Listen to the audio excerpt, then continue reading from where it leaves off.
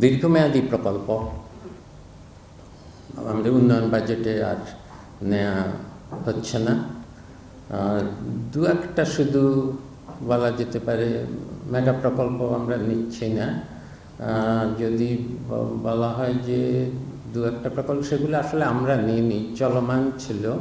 সেটা হলো একমাত্র মাতার বাড়ি গভীর বন্দর প্রকল্প। সেটা আগে থেকে ছিল, কিন্তু সেটাকে আমরা গভীর সমুদ্র বন্দর হিসাবে অনুমোদন দিয়েছি। সেটাই একমাত্র মেগা প্রকল্প বলা চলে। এবং কিন্তু সেটা দীর্ঘমেয়াদী ঋণে জাপানের ঋণে হবে, খুবই দীর্ঘমেয়াদী, এবং সেটা খুবই কম সুদের হার, এবং সেটাও একত্রে হচ্ছে না, পর্যায়ক্রমে। একটা অংশ তো চলমান আছে আগে থেকেই।